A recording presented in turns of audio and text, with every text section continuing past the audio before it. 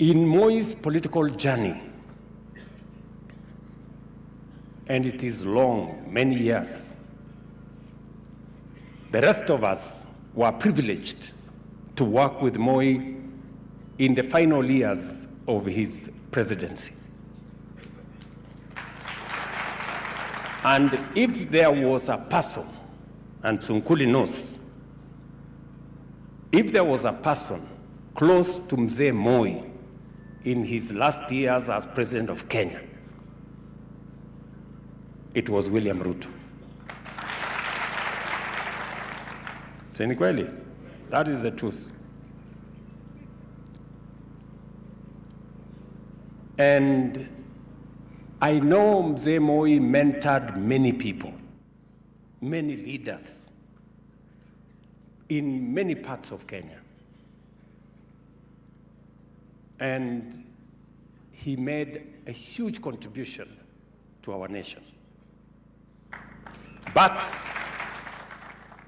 if there are leaders who are the last bones of Moi's political life, I am among the last born, Mimi. So, as my brother Kipsiele here, Mr. Towit, akitukaribisha hapa nyumbani kama kitinda mimba wa Mzee Moi, mimi pia kama kitinda mimba wa Moi wa siasa, mimi nawakaribisha nyumbani. This is our home. Umesikia? Niko hapa sasa. Yes. Nawakaribisha nyumbani. Sababu wakati Gideon alisema tukuje hapa, mimi ndio nilifurahi zaidi, nikasema basi tuende nyumbani. Wengine walikuwa wanajaribu kuniambia, unaenda Kabarak, unaenda Kabarak. Sasa mungetaka tuende wapi? Si Kabarak. Si hapa ndio nyumbani kwetu. Yes. Sisi ni watu hapa. So karibuni sana. Wale mmetoka mbali, wale wengine karibuni.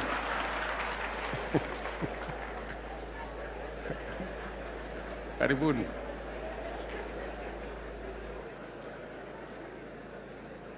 Na mimi nimekuja hapa kwa sababu mnataka tukubaliane na nyinyi. Kwa mapenzi ya Mungu,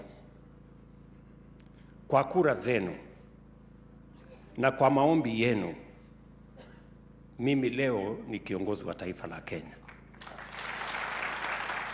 And I don't take it for granted. It is because of the support of millions of Kenyans, the prayers of millions of Kenyans, and their goodwill, that today, by God's grace, I'm the president of this great country called Kenya. Na sababu hiyo, chama cha KANU ndio chama iliyotusaidia kulete independence katika taifa letu la Kenya. Ni kweli ama si kweli? And if there is a political party that must mind about what Kenya becomes, it must be the founding political party called KANU. You must be interested on what happens to Kenya. Our forefathers, the people who made huge sacrifices to found this country called Kenya, made huge sacrifices so that we can be an independent country, had a vision for this country. And their vision was for a united, prosperous country called Kenya where no citizen is left behind. Ni mnanielewa? That is what informed their sacrifice. They did not make sacrifices so that we can be disunited. They did not make sacrifices so that we can be backward or poor or uneducated or sick or unable to do the things that makes this country great. They made sacrifices so that this country can thrive and become a greater nation. And I want to tell you, good people, especially as I speak to those of you who are members of the founding party of our country, that the sacrifice that were made that time is because so that we can get rid of ignorance. We can build a firm foundation for education. And that is why President Moi, taking over from the founding president of this country, became a great champion of education.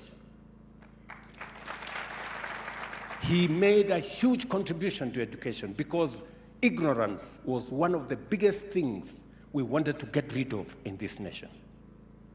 It is the reason why President Kibaki, taking over from President Moi, rolled out the free primary education program, building on what President Moi had done.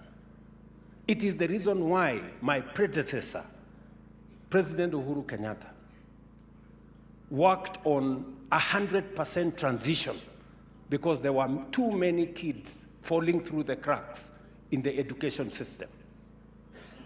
And it is the reason why today, under this administration, I have made it my purpose to make sure that every child who is in school, building from free primary to 100% transition, we ended up with so many children in school, but we had shortages of classrooms, we had shortages of teachers, and we had limited funds to teach our children. Those are the three things that have become my intervention in the education sector. Today, we have hired 100,000 teachers, the highest in Kenya's history, because I am building on what my predecessors did. Today, we have built in the last 3 years 23,000 classrooms, again to make sure that every child who goes to school has a classroom and a teacher. And as a result, we have also come up with a new student funding model that now provides enough resources for teaching in our universities. Universities that were struggling because we had too many children and we didn't have the resources to teach them. I am telling you this because I want to take you back to where KANU began, the foundation that was laid. Secondly, we also agreed that we needed to deal with the challenge of health. You know what Moi did with the Nyayo wards in hospitals. You know what my brother, before my brother, you know what Mwai Kibaki did to try universal health coverage. We didn't succeed. We tried universal health coverage under Jubilee. We didn't succeed. Today, because it was a legacy that we wanted to build, we are rolling out universal health coverage. It is the same thing we are doing in agriculture. It is the same thing we are doing with our economy. And I want to tell you, it is because of this reason that I looked for my brother Gideon. Nyinyi mnanielewa? Yes. Because Kenya is not supposed to be a third world country. And we can change this country, my friends, in our lifetime. Many people never believed that we could transform our agriculture, reduce fertilizer, provide seeds. Today, our coffee farmers are earning more. Today, we have sorted out the cartels that were there in the sugar industry. Today, we are selling more tea. Today, we are doing more in the agricultural sector. Not many people believed it was possible. Many people did not believe that it was possible to roll out the housing program. It has been in our books for 30 years. Today, we are building 170,000 houses. We are building markets. We are building hostels. Many people did not believe that it was possible to straighten our education. We had problems with CBC. Today, we have straightened it. We had challenges with our economy, serious challenges with our economy, huge debts, inflation 9.6%, exchange rate had gone to 167. All the reserves had gone down to 5.7. Today, our economy is doing better because we have done what we need to do. But even though we have done whatever we have done with the economy, even though our inflation has come down to 4%, even though our dollar reserves have gone up to 11.8 billion, even though we have reduced our exchange rate to 129, and we have done all the other things in health, in housing, in agriculture, even after doing all that, I want to tell you as Kenyans, and I want to speak to you as members of KANU, that is not enough. We need to lift this country to the next level. We need to lift this country to the next level. And I have had a conversation with many leaders. I will confirm to you here, I have had a conversation with the Honorable Raila Odinga. And I have told him, it is important for us, despite everything else, we have the potential to move this country to the next level. I have sat down with my predecessor, President Uhuru Kenyatta, and I have explained to him that we need to move this country to the next level. And I have looked for my brother Gideon.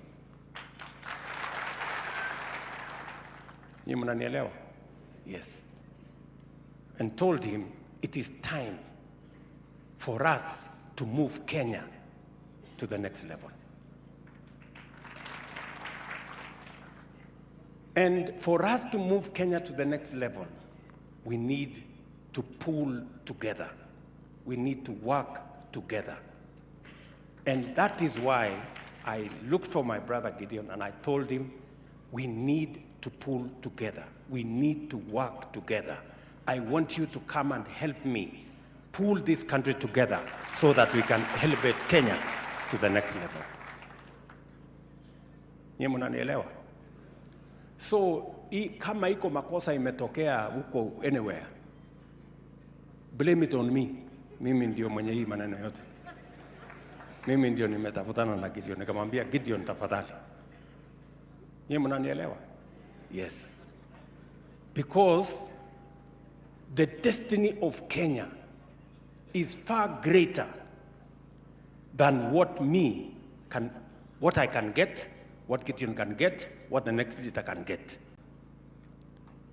Pulling together, we can lift this country to the next level. And that is why I want to ask you, as members of KANU, you have the greatest stake in the future of this country.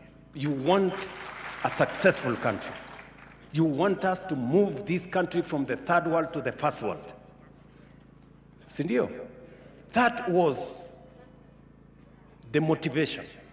That was the inspiration of the founding fathers of our nation who are in KANU.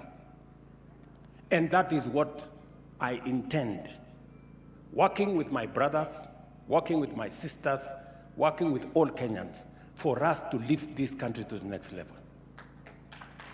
In the last 3 months, actually 2 months, I have had a conversation with all our members of parliament from all regions of Kenya.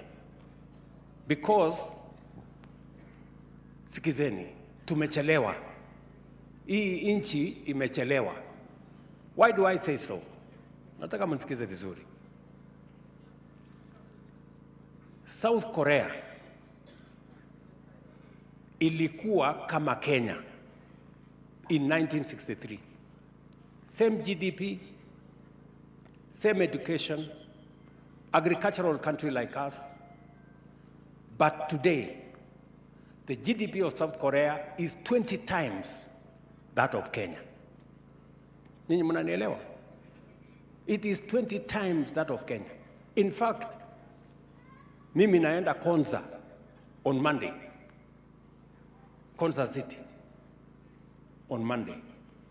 Konza City tumejenga na 80 billion shillings tulisaidiwa na South Korea. Just imagine. South Korea yenye ilikuwa kama Kenya in 1963.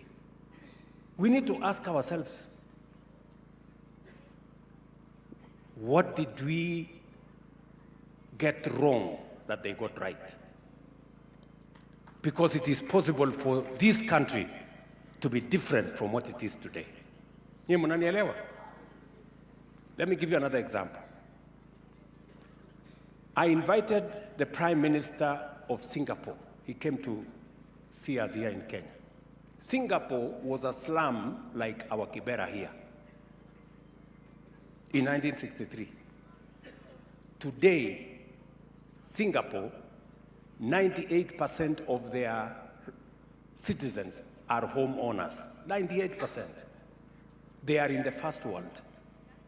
Today, in Kenya, 7 million people are living in slums, and we are in the third world.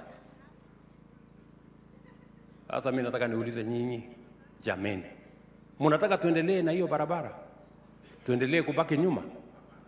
Yes, we must stand together. We must think together. We must pull this country out of the third world. And it is possible for us to do it in our lifetime. And that's the reason I have looked for my brother Gideon to come and help me pull this country out of the third world so that we can have a progressive country. Nyinyi mnanielewa jameni? Konias ogaswa.